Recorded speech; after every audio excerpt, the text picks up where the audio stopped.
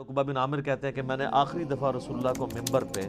اسی دن دیکھا تھا، اس کے بعد میں نے حضور کو ممبر پہ چڑھے ہوئے نہیں دیکھا۔ آپ فرمایا لوگوں، اللہ تعالیٰ نے مجھے اپنا حوض کوثر یہیں پہ دکھا دیا ہے، اس وقت میرا ممبر میرے حوض کوثر پہ لگا ہے، میں تمہارا پیش رو ہوں، یعنی میں آگے جانے والا ہوں، تم میرے بعد میرے پیچھے آؤ گے۔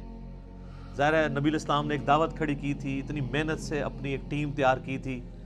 اب دنیا تو ظاہر ہر بندے نے چھوڑ کے جانا ہے، تو آپ کو یہ ٹینشن بھی تھی کہ میں جو پیچھے لوگ چھوڑ کے جا رہا ہوں ان کو آخری درجے تک وصیت کر جاؤں کہ میرے بعد تمہیں خطرہ کن کن چیزوں سے۔ آپ نے فرمایا مجھے اپنے بعد تم سے یہ ڈر نہیں کہ تم دوبارہ سے بت پرستی میں مبتلا ہو جاؤ، شرک کرنے لگ پڑو، یہ تو مجھے کانفیڈنس ہے کہ تم، یعنی اپنے صحابہ کے بارے میں آپ کو ایک گارنٹی تھی، تربیت یافتہ جو لوگ تھے، کہ یہ شرک میں مبتلا نہیں ہوں گے، البتہ مجھے یہ ڈر ہے کہ تم میرے بعد دنیا کے مال میں پھنس جاؤ گے اور دنیا کے خزانے تمہارے لیے کھول دیے جائیں گے۔ نبی الاسلام نے تو اپنی وفات تک فقر ہی دیکھا تھا، بخاری و مسلم دونوں میں حدیث ہے، ام عائشہ کہتی ہیں کہ نبی الاسلام کی وفات تک ہماری یہ حالت تھی، بعض اوقات 1 مہینہ، بعض اوقات 2، بعض اوقات 3 مہینے تک ہمارے گھر میں چولہا نہیں جلتا تھا، کوئی پکانے کے لیے چیز نہیں ہوتی تھی، 2 کالی چیزوں پہ گزارا ہوتا تھا، ایک کھجور اور دوسرا پانی، اور کھجوریں بھی کو ٹنو ٹن نہیں، 2 کھجوریں اور ایک میٹھا پانی کا پیالہ صبح کے وقت، اور 2 کھجوریں اور 1 پانی کا پیالہ میٹھا شام کے وقت، کیونکہ میٹھا پانی وہاں پہ ایشو تھا ریگستان میں۔ آج بھی آپ ذرا ریگستانی علاقوں میں چلے جائیں تو کتنے کلومیٹرز پیدل سفر کر کے، وہاں کی تو زندگی میں ایشو ہی یہی ہے کہ پانی بھر کے لانا ہے 8 کلومیٹر سے،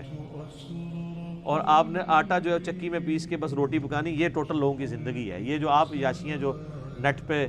یوٹیوب پہ بیٹھے رہتے ہیں اور فیس بک پہ، یہ تو وہاں کے مسئلے ہی نہیں ہیں، وہاں کے تو مسئلے ہی کچھ اور ہیں۔ تو اس زمانے میں نبی الاسلام کے مبارک زمانے میں ام عائشہ کہتی ہیں کہ یعنی آپ علیہ السلام اور آپ کے گھر والوں کا گزارا کالی چیزوں پہ ہوتا تھا۔ اب ظاہر نبی الاسلام کو ٹینشن تو تھی کہ میرے بعد جب دنیا کے خزانے کھول دیے جائیں گے، تو مسلم شریف کے آگے الفاظ ہیں اس شہدائے احد والے قبرستان میں جو خطبے میں آپ نے فرمایا کہ مجھے خطرہ ہے کہ تم دنیا کے مال میں پھنس جاؤ گے، دنیا کی محبت میں ایک دوسرے کو قتل کرو گے، حتیٰ کہ تم بھی تباہ و برباد کر دیے جاؤ گے جس طرح تم سے اگلی امتیں برباد کر دی گئی۔ اور وہی ہوا ہے، آپ نے 30 سال ہی سکون سے گزرے ہیں، وہ بھی بمشکل، اور اس کے بعد کیا ہوا ہے امت کے ساتھ؟ پھر اسلام کا عروج تو نیچے ہی آیا ہے، مسلمانوں کا عروج اوپر گیا ہے۔ ظاہر ہے ایک سپر پاور تھی، اس کا ایکسپلوژن تھا، جب بھی آج امریکہ سپر پاور ہے تو سر وہ بھی بدماشی کر رہا ہے، اس وقت ہم سپر پاور تھے، ہم بھی کسی کو کھنگن نہیں دے دیں، ٹھیک ہے۔